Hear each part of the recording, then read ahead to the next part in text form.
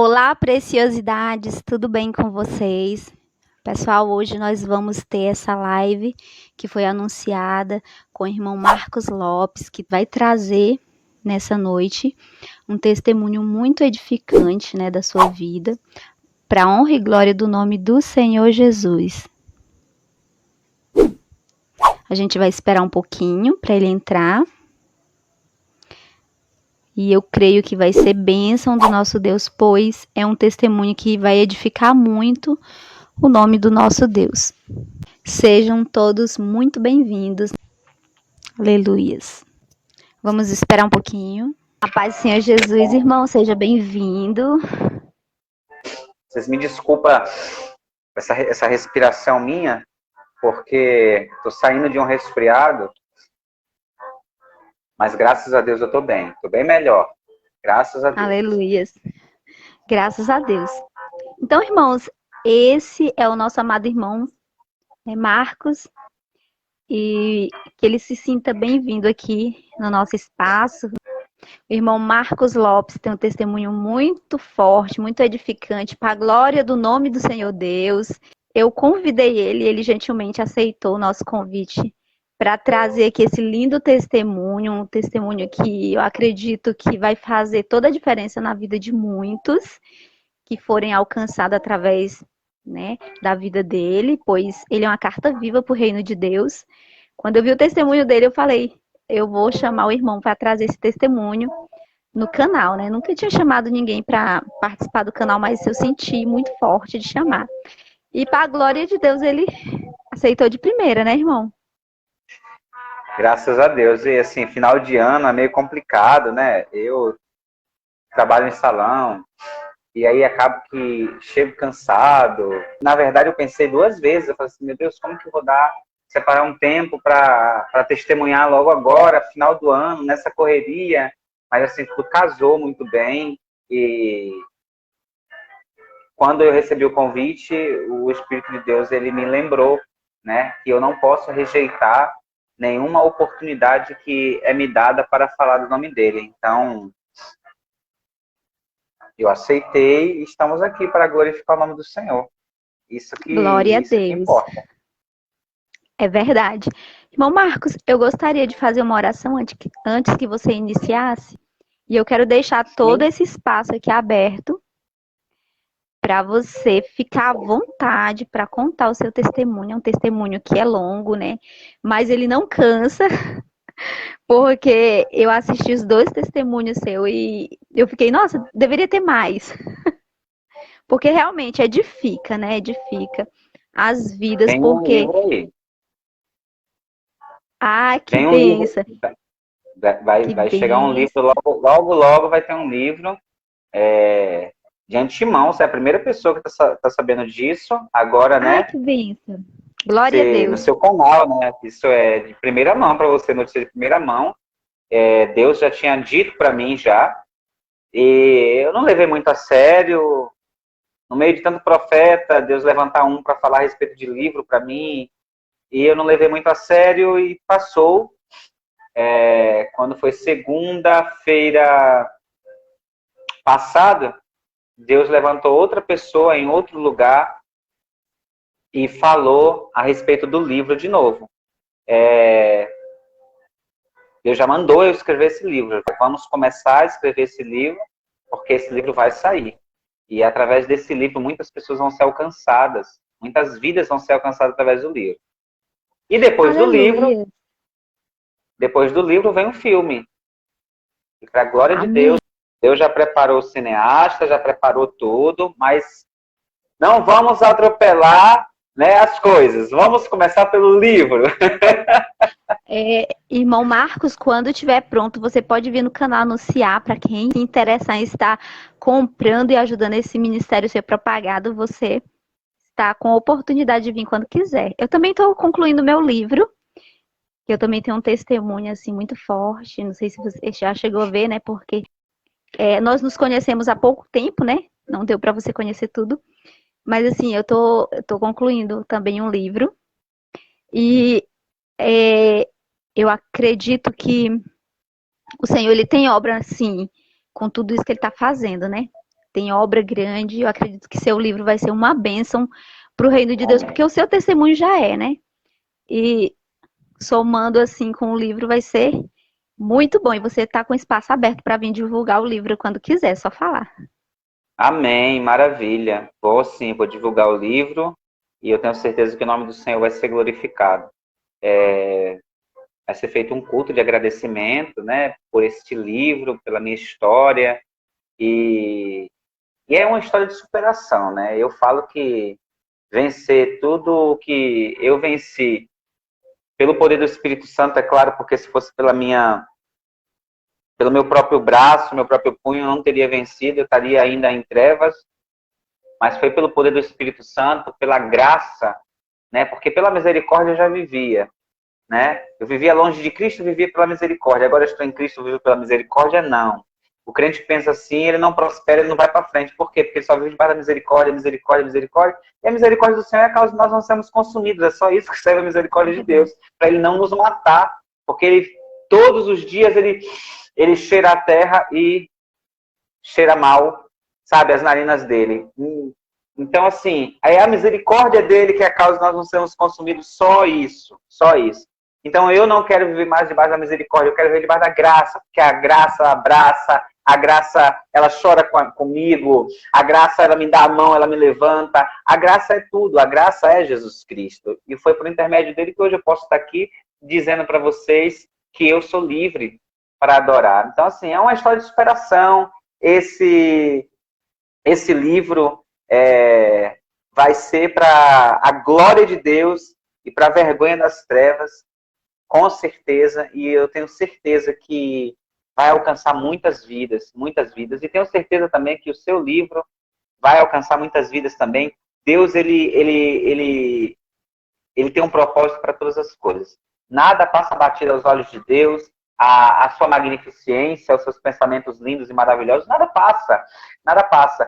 Tudo é muito, muito contadinho, muito perfeitinho para o Senhor, sabe? Ele permitiu muitas coisas na sua vida, para que te desse bagagem, para que hoje você tivesse um canal com mais de 10 mil pessoas, e para que pessoas alcançassem o seu canal, e nenhuma lágrima ficou perdida, porque todas as lágrimas serviram para te dar bagagem, te dar experiência, te amadurecer como mulher, como mãe, te amadurecer como mulher de Deus, como profetisa que você é, porque eu olho para você, você não é uma crente comum, você é uma profeta, só que tem coisas ainda para você descobrir no decorrer do caminho, entendeu? Tem coisas para você descobrir. Olha, irmã, eu já tô olhando, eu já tô entregando, porque eu não levo rolo, não fico com rolo de ninguém, entendeu? Então, Aleluias. assim, eu já vou olhando e eu já vou entregando, entendeu? Então, assim, são coisas que você vai descobrir na sua caminhada cristã, porque parece que não, parece assim que você não viveu ainda tudo, tem muita coisa ainda para você viver. Eu digo que você não viveu ainda tudo, eu não estou falando do começo da vida até a morte, não, eu estou falando da sua caminhada evangélica. Ainda tem coisas para Deus te revelar, tem coisas para você entender da parte de Deus, do processo, coisas que você viveu ainda que você não entende, só que você deixou para lá porque ficou tão cansado isso na sua memória, ficou tão cansado na sua memória que você deixou para lá, sabe? Mas tem coisas ainda que Deus ainda vai se revelar e vai te responder o porquê de coisas de anos atrás que você não está sabendo ainda. Mas o Senhor vai te revelar para que o nome dele seja glorificado, e para que pessoas sejam alcançadas, porque o propósito de Cristo nada mais, nada menos é alcançar vidas, tirar vidas do calabouço, do inferno. Porque estávamos todos fardados ao inferno. E aí Jesus Cristo veio, morreu pelos nossos pecados, ele se entregou, ele não tinha culpa de nada, mas ele se fez culpado para que nós pudéssemos ser livres. Ele se fez pobre, largando toda a sua glória nos altos céus, se despiu. Eu fico Jesus, eu sinto Deus. Eu vejo assim, quando eu falo de Cristo, eu vejo Cristo tirando a sua capa de glória, eu vejo Deus falando assim, filho, tá na hora. E ele deixando a sua capa de glória, levantando do seu trono. Aí eu vejo aquela multidões de anjos cantando, fazendo silêncio.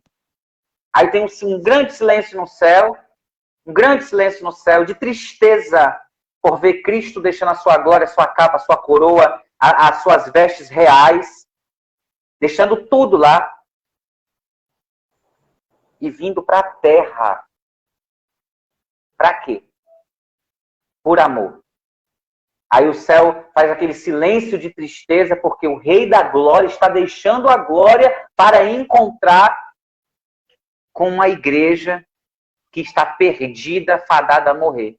E ele fala, eu vou descer, vou dar minha vida por eles, para que eles tenham a oportunidade de conhecer a luz, de conhecer o Criador, de ver face a face o rosto de quem os criou. E aí eu só vejo Jesus fazendo isso, e é nesse momento que eu entendo que todo o processo da minha e da sua vida foi para quê?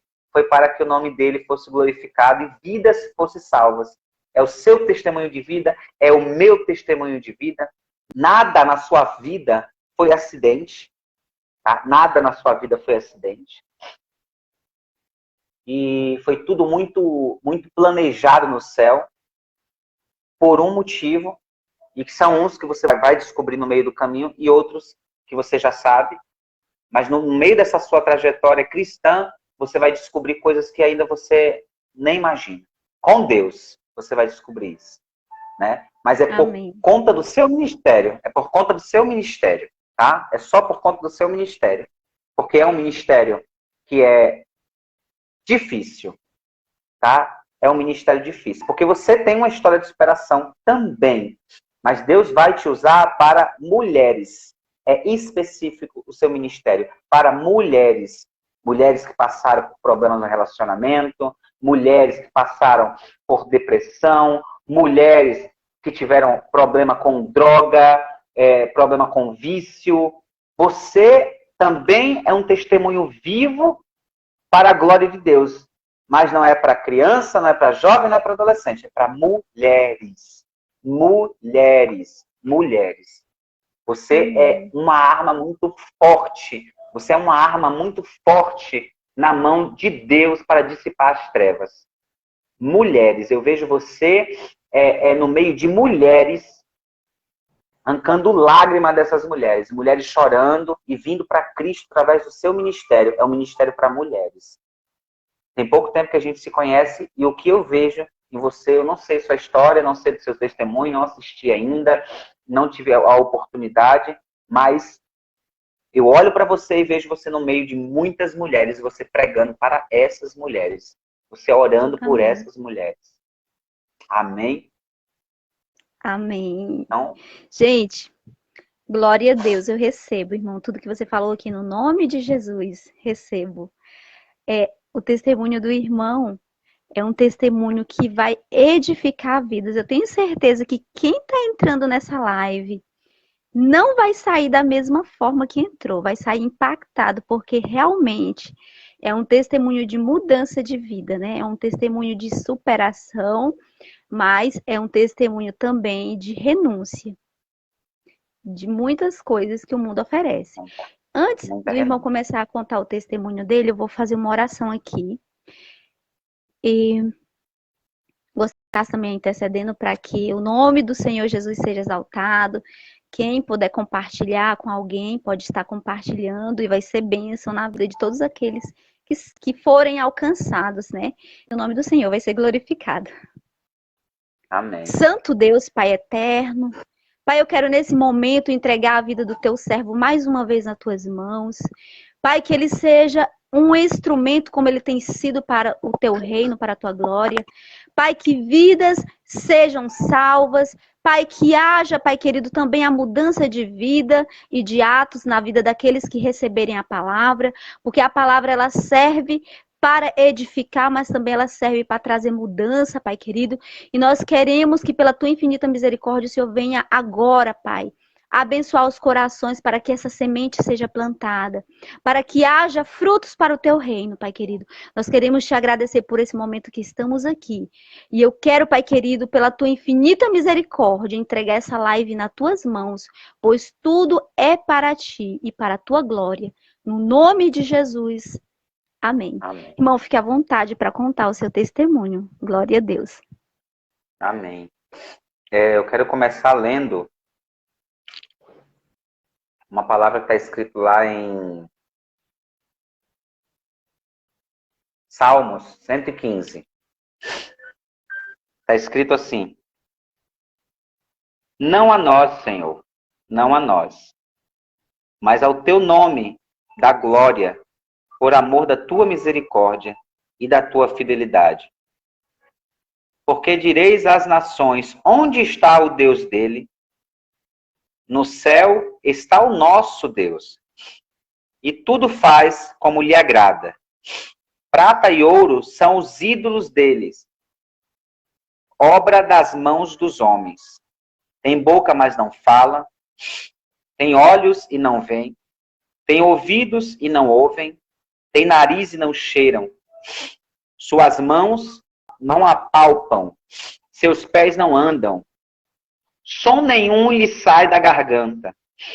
Tornam-se semelhante a eles os que fazem, e quantos neles confiam. Israel confia no Senhor. Ele é o seu amparo e o seu escudo. A casa de Arão confia no Senhor.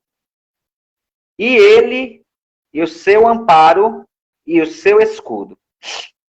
Confia no Senhor, os que temem ao Senhor. Ele é o seu amparo e o seu escudo. De nós se tem lembrado, Senhor. Eles nos abençoará. Abençoará a casa de Israel, abençoará a casa de Arão, ele abençoará os que temem ao Senhor, tanto pequeno como grande. Amém? Amém. Esse salmo, ele fala um pouquinho da minha história, né? De quando eu vivi na idolatria. E a minha vida, ela começa na idolatria e termina na idolatria. O meu testemunho termina na idolatria. Eu acredito que Deus ele tem um tempo determinado para tudo. E como diz a Bíblia em Eclesiastes, há um tempo para tudo debaixo dos céus. Há tempo de plantar, há tempo de colher, há tempo de nascer, há tempo de morrer, há tempo de todas as coisas. E muitas coisas acontecem no meio do tempo e muitas coisas também acontecem no final do tempo. E muitas vezes a gente não entende o tempo. Parece que eu estou falando em parábolas, mas não é. Quando eu era muito novo, eu vivia muito debilitada a minha saúde. E os médicos nunca disseram para minha mãe o que era. E a minha mãe, ela me consagrou a duas entidades mirim da Umbanda e me ofereceu para que eles me curassem.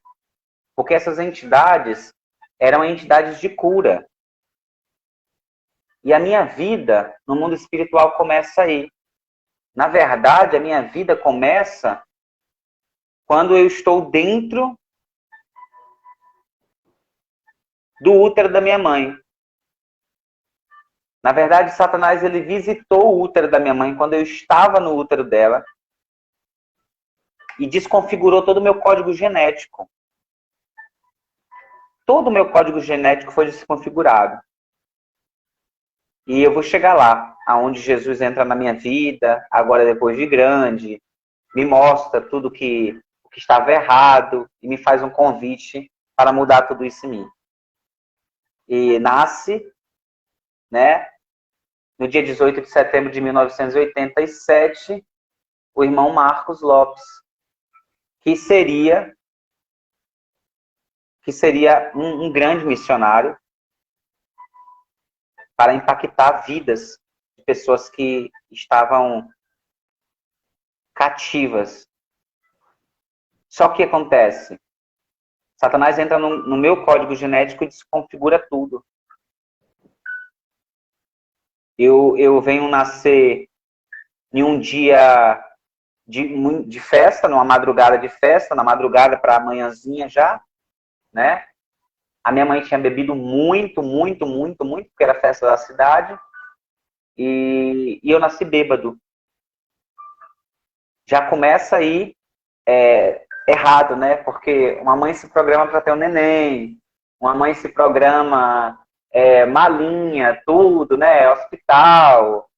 Nesse dia ela é o dia que ela programou para ter o neném dela. Então, assim, já estava tudo muito errado quando a minha mãe saiu, foi para aquele trio elétrico e ela ficou bêbada e saiu dali passando muito mal, passou a madrugada muito mal e teve que ir para o hospital às pressas para me ter. E eu já nasci já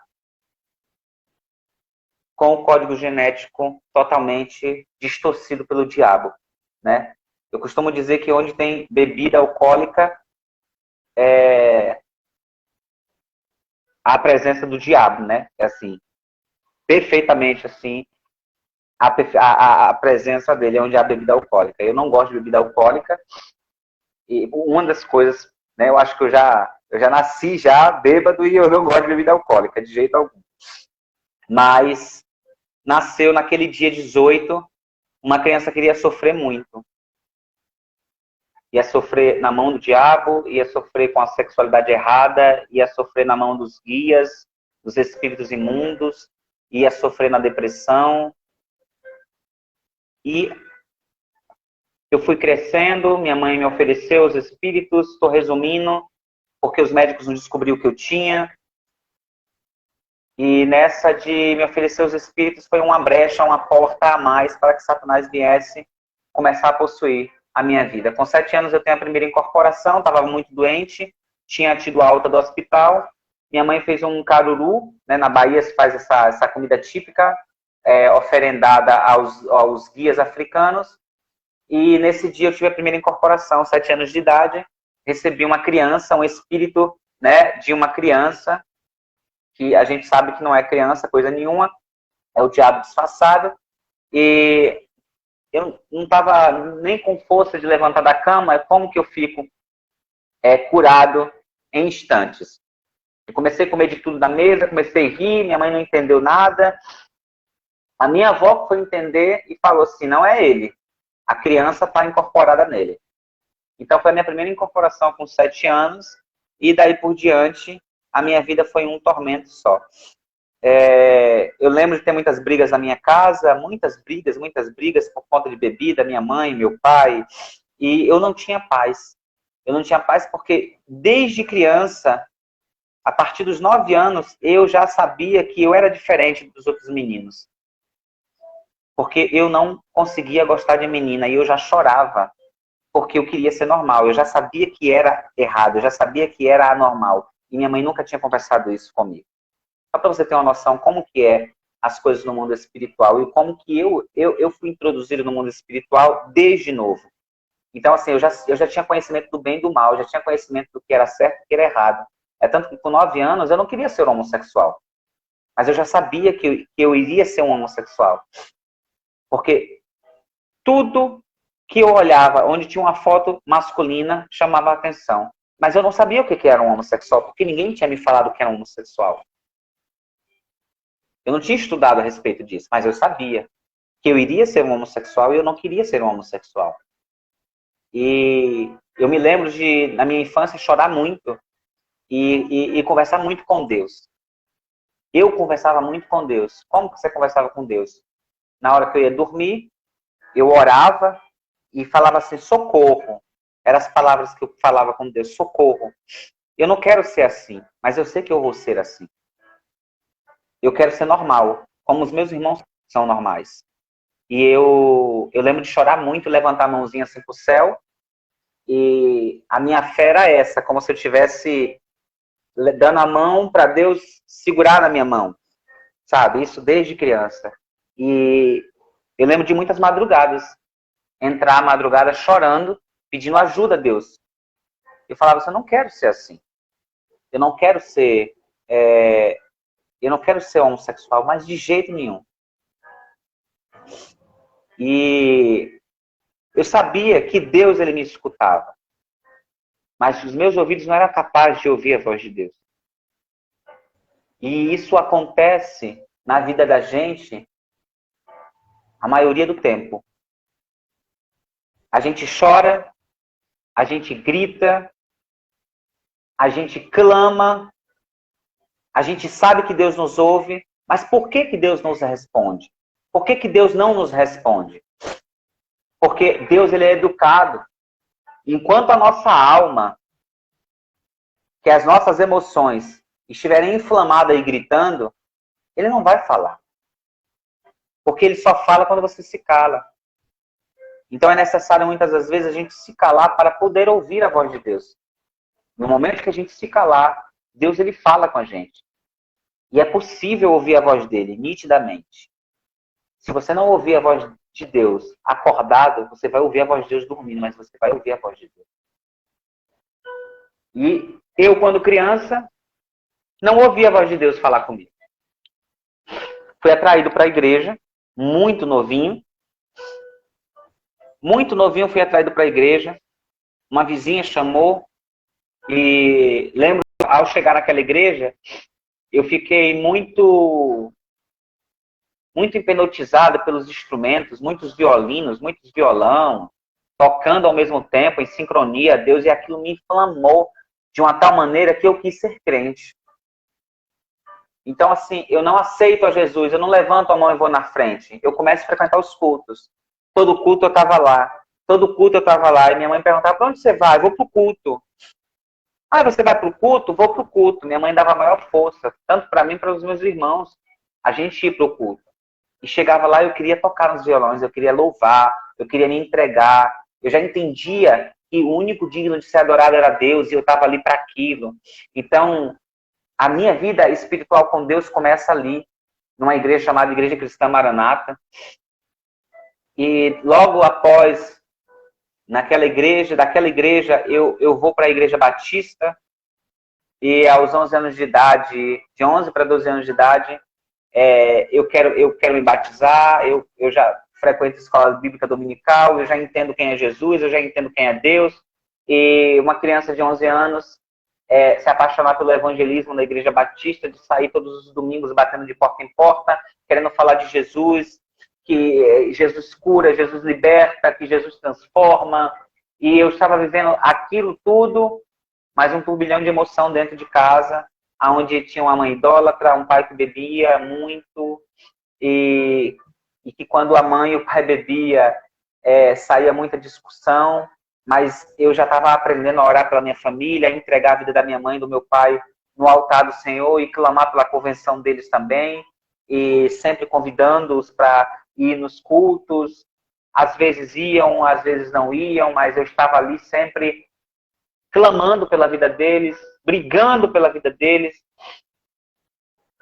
E lembro-me de ter me batizado aos 11 anos de idade, não me falha a memória, 11 para 12 anos, nesse meio tempo. Me batizei e comecei a evangelizar loucamente. Pensa numa criança que evangelizava. Pensa numa criança que adorava tocar violão na frente, ter uma oportunidade para cantar para Deus, e se apresentar, e participar de tudo. Eu era essa criança. Eu fazia de tudo, eu parava com tudo, eu largava tudo para estar na igreja, para estar envolvido com as coisas de Deus.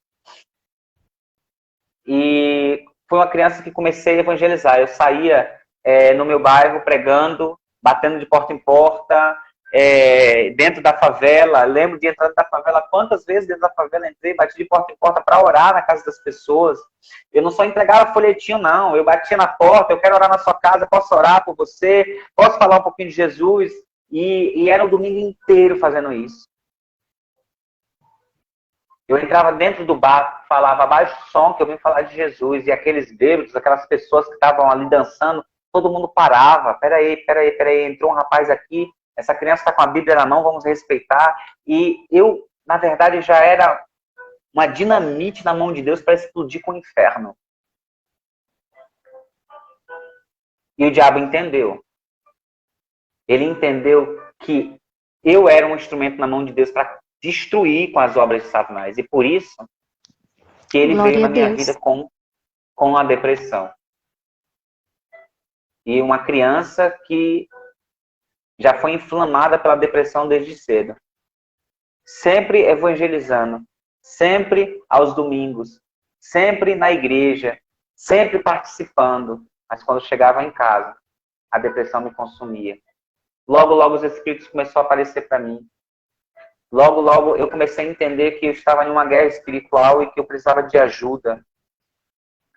E foi entrando na adolescência, fiz minha primeira viagem missionária, sem entender muito o que Deus queria para minha vida. Um outro jovem profetizou para mim e ele disse com essas palavras: eu vejo você saindo dessa terra, indo para outra terra, para falar do amor de Cristo. E lá você vai conhecer um pouco mais do Senhor.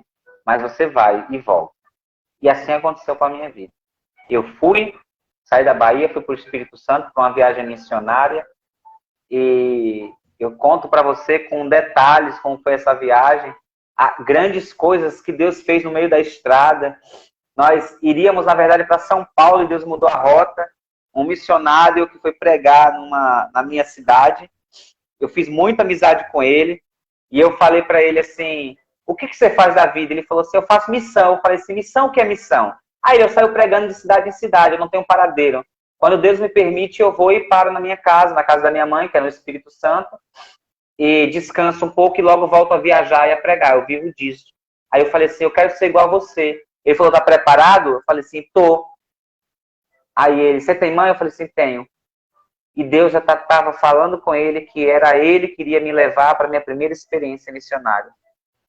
E eu pedi à minha mãe: eu quero viajar com esse meu amigo que é da igreja e ele faz missão. A senhora sabe que eu gosto de sair evangelizando, ele faz a mesma coisa, só que ele faz de cidade em cidade. E eu quero ir com ele, eu quero ter experiência. Minha mãe virou para ele e falou: você se responsabiliza pelo meu filho? Ele falou: me responsabilizo, dona Maria. Aí a minha mãe falou assim: então vai. Eu fui.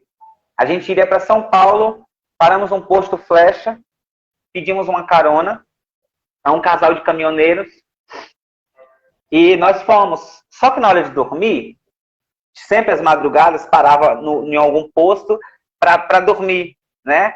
E não tinha onde dormir. Na boleia não dava, já tinha um casal na boleia do caminhão. Então, foi dado 2 redes para a gente amarrou debaixo do caminhão. Só que eu não conseguia dormir, fazia muito frio.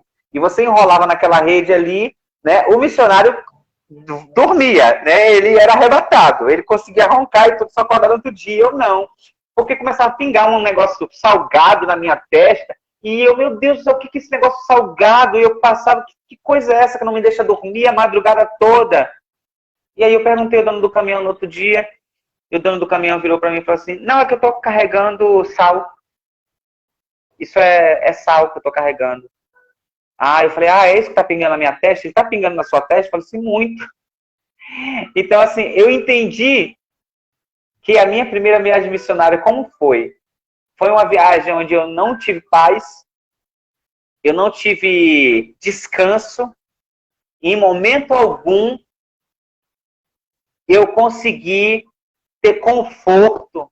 Porém, o que eu estava fazendo alegrava tanto o meu coração que eu não queria sair dali. Eu não queria deixar de viajar, mesmo sabendo que eu ia dormir no relento, no frio, debaixo de uma carreta de sal, que eu ia precisar de alguém dar um prato de comida pra gente, que aconteceu isso. E Deus fez coisas lindas no meio do caminho até chegar no Espírito Santo. Porque iríamos para São Paulo, Deus mudou a rota, paramos no Espírito Santo.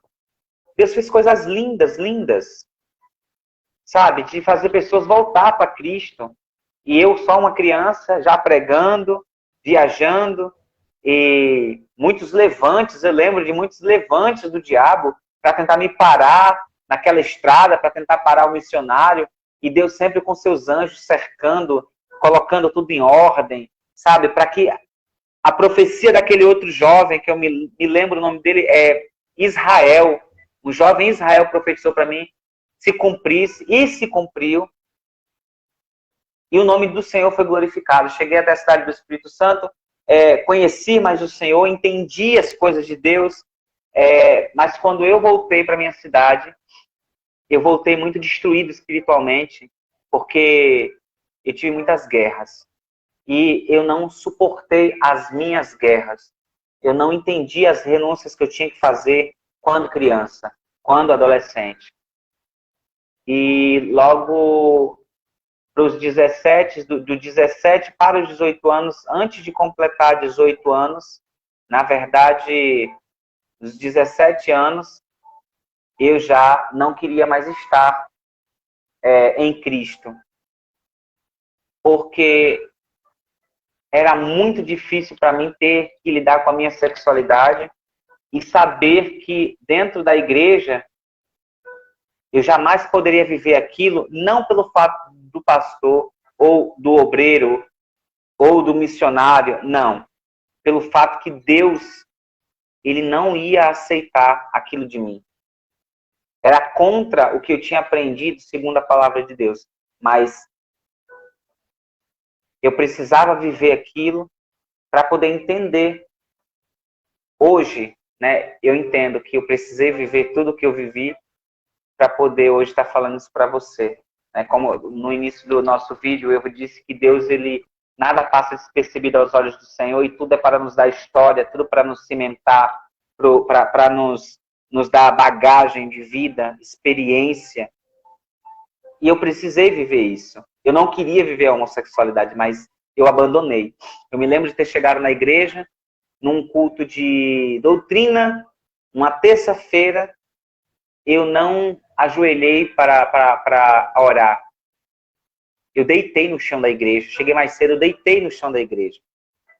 Eu botei meu rosto em terra e eu lembro que eu falei assim: Senhor, quando eu levantar desta oração, eu quero acordar liberto de tudo isso. Eu quero voltar liberto de tudo isso que eu estou sofrendo. Porque eu não quero te deixar. Eu não quero deixar a sua casa. Mas se eu continuar a sofrer o que eu estou sofrendo, eu nunca mais eu piso os pés na sua casa. Eu vou virar as costas e vou embora. E eu levantei daquela oração, começou o culto, e eu saí do culto pior do que eu tinha entrado. E foi o meu último dia na presença de Deus. Eu me despedi dos meus irmãos, me despedi de todo mundo e nunca mais voltei na igreja. E não demorou muito, eu me assumi homossexual. Foi um escândalo no meu bairro, porque o menininho que era chamado de pastorzinho, que pregava de porta em porta, que entrava na porta do bar, a criança que fazia culto no lar, que pregava, que cantava, cresceu e se assumiu homossexual. Foi muito turbulento para mim, eu ter que mudar de bairro por conta do falatório, para as pessoas pararem de perguntar para minha mãe, porque foi muito triste isso para ela. E logo eu voltei para o Espírito Santo, fui embora, mas já voltei para o Espírito Santo para casa de amigos que não eram evangélicos. E eu já voltei, já não como o irmão que estava indo fazer missão. Eu já voltei como o Marcos, não irmão mais, né? Assumido, pronto para viver tudo aquilo que o mundo tinha para me oferecer. E foi o que eu fiz. Logo, quando eu cheguei em Vitória, não demorou muito, eu fui apresentado à prostituição por um convite. Gostei de ter feito a primeira vez, porque fiz remunerado. E depois disso, para mim, aquilo era normal. Eu já não tinha mais a presença de Deus, então o que me restava? Me restava mesmo me prostituir. Não demorou muito conhecer as drogas, e o espiritismo na minha vida veio para sanar toda essa depressão. Conheci o espiritismo. No primeiro dia que eu pisei os pés no espiritismo, recebi um espírito recebi uma possessão demoníaca, né? Que hoje eu entendo que foi uma possessão demoníaca, não foi santo, coisa nenhuma, porque santo só o nosso Deus, a Ele toda a glória, como diz o salmista Davi, só a Ele, não a nós, mas só a Ele a glória, e só Ele é santo, como o João fala na sua carta.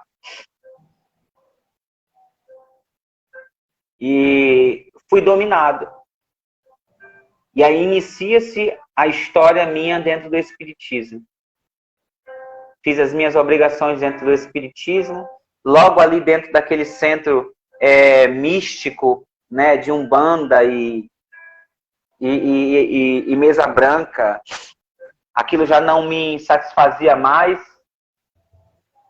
E foi quando eu comecei a receber um espírito de uma pombagira que não era bem-vinda naquele centro. E a pombagira virou e disse: eu vou tirar o meu cavalo daqui porque o que eu quero fazer com ele aqui não pode. Então eu respeito o espaço de vocês e vocês respeitam eu, que sou mais evoluída do que vocês nesse lugar. E logo eu parei de frequentar aquele lugar que eu gostava tanto de frequentar. E a pombagira me levou para um terreiro de candomblé, onde eu comecei a me iniciar dentro do candomblé. Passo quase 4 anos nesse terreiro, saio desse terreiro no Espírito Santo e vou embora para o Rio de Janeiro, aonde eu venho a raspar mesmo a cabeça e iniciar de verdade na vida religiosa dentro do terreiro de candomblé. Tomo todas as minhas obrigações, a primeira, né? A segunda, antes da segunda obrigação, eu já estava sofrendo muito de depressão e não assumia para mim mesmo que era o primeiro passo, era entender que eu estava doente e procurar ajuda. Não. Todas as vezes, no meu ouvido era: se mata, você não é feliz, nada na sua vida dá certo. Você começou muito bem e olha onde você terminou, olha onde você está. Então eu planejei tudo para o meu suicídio, fiz uma carta, escrevi agradecendo a todos, me despedindo de todos e fazendo as pessoas entenderem o porquê que eu estava fazendo aquilo. E encomendei o veneno para poder me suicidar. E aconteceu que dentro de 3 dias, entre 2 e 3 dias, aconteceu alguma coisa que eu não consigo me lembrar agora o que aconteceu, mas que deu errado. O veneno não chegou, eu não consegui tomar, eu não consegui comprar. Aconteceu alguma coisa e que me alegrou muito também, e eu acabei desistindo do suicídio, mas a carta ficou escrita. E nesse momento eu vejo o diabo muito revoltado comigo e falando: não foi dessa vez, mas vou tentar novamente, até tirar a vida dele. Porque em todo o tempo, eu sofrendo de depressão, eu sempre estava sorrindo para as pessoas. Em todo o tempo sofrendo de depressão, eu estava procurando ajudar as pessoas. Em todo o tempo sofrendo de depressão, você nunca ia me ver trancado num quarto, não. Eu sempre estava trabalhando, com um sorriso no rosto, tentando ajudar todo mundo que estava ao meu redor. Então ninguém nunca, jamais ia saber que eu sofri de depressão. Porque eu tinha essa maquiagem, eu tinha essa máscara. Mas dentro de mim, uma infelicidade devastadora. Passa-se algum tempo, a minha vida começa a dar muito certo, mas a tristeza não sai de dentro de mim. E o que eu fazia para tentar maquiar a tristeza ou tirar ela de dentro de mim? Eu me enterrava mais dentro do espiritismo. Por quê? Porque eu entendia que quanto mais eu agradasse os guias, mais os guias iam me limpar. Então, tudo aquilo que eu fazia era para limpar mesmo a minha alma, para curar a minha alma doente, sabe? Para me poder me desvincular daquele sentimento ruim, depressivo, triste que havia dentro de mim. Mas todo o tempo, mal eu sabia que eu estava me sujando e me afundando mais. Hoje eu entendo, o que nos limpa é o sangue do Cordeiro. e eu não preciso pagar por isso. Eu dobro os meus joelhos hoje e peço, Senhor, purifica-me com o sangue do Cordeiro, lava-me e serei mais alvo que a neve. Salmo 51. Toca-me e serei limpo como o ísopo. E você sente a graça de Deus te acolher, te limpar e fazer você se sentir feliz de uma maneira inexplicável, sem derramamento de sangue, sem beber sangue de bode, sem comer cérebro, sem comer miúdo de galinha. Nada disso, nada disso. O que Deus quer é um coração contrito e quebrantado. Esse coração o Senhor não rejeita. Mas na minha ignorância, havendo aquelas escamas nos meus olhos, o que eu queria? Cada vez mais me consagrar às trevas, achando que as trevas iriam me limpar. Tomando aqueles banhos fedorentos, que todo mundo sabe que é o nome do banho, banho de abô, mas como isso vai para rede social, Facebook, YouTube, eles estão cortando tudo, tá? Se a gente ficar falando muito nome de religião, ou tocar muito a respeito de GLBT, eles cancelam o vídeo. E infelizmente está assim. Então eu vou evitar muito de falar nomes de religião, eu vou evitar muito de tocar. Eu estou aqui falando de mim, do que eu vivi, da lama a qual eu estava sufocado e que Jesus me encontrou. Então, assim, não estou querendo ofender ninguém que porventura venha assistir esse vídeo. Não sei que horas você vai assistir esse vídeo.